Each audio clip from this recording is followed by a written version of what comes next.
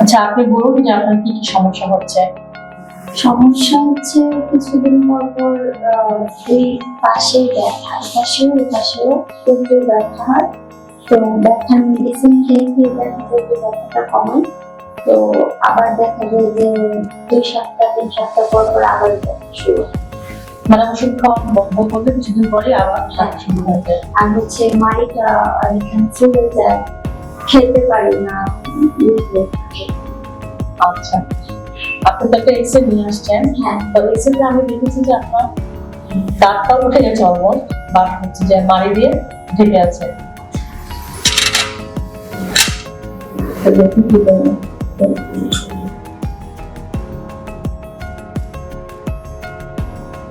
ব্যথা লাগে না?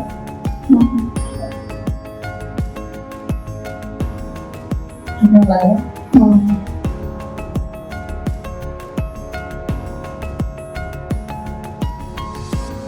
ওকে,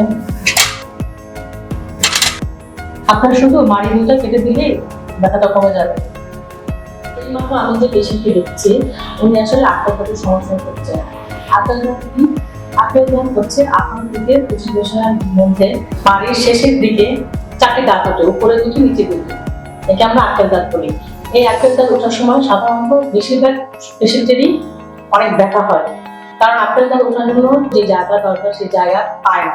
সেই জন্য দাঁত অনেক সময় উঠে, অনেক সময় অর্ধেক উঠে, বা অনেক সময় উপমার পর মাড়ি দিয়ে দিতে থাকে, যে কারণে পেশেন্টের ব্যথা হতে পারে। আক্কেল দাঁতে ওঠার সমস্যা যেমন আছে, তেমনি সমাধানও আছে। কি কি সমাধান আমরা দিতে পারি সেটা আসলে ডিপেন্ড করে পেশেন্টের কন্ডিশনের উপর, যে তাকে আমরা কি ট্রিটমেন্ট দিব। এবং এটা অনেকটা ডিপেন্ড করে হচ্ছে আমরা বড় একটা এক্সরে ওপিজি, সেই এক্সরের মাধ্যমে আমরা নির্ণয় করি পেশেন্টকে আমরা কি ট্রিটমেন্ট দিব। প্রথমত আমরা যদি এক্সরে দেখি যে পেশেন্টের দাঁত পজিশন ভালো আছে, কিন্তু মাড়ি দিয়ে ক্লিনিক্যালি মাড়ি দিয়ে ঢেকে আছে, সেই ক্ষেত্রে আমরা শুধু মাড়িটা কেটে দিই। এটাকে বলা হয় অপারকুলেক্টমি। এতে পেশেন্টের দাঁতটা ভালো থাকে।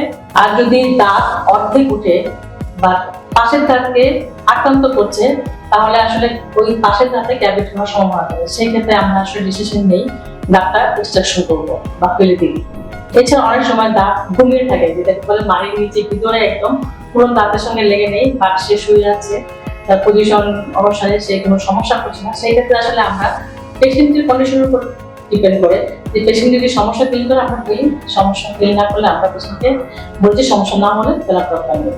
তাই একটা যদি কোনো সমস্যা হলে আপনারা দেরি না করে অবশ্যই একজন ডেন্টাল সার্জনের কাছে দেখিয়ে নেবেন এবং পরামর্শ অনুসারে কাজ করবেন।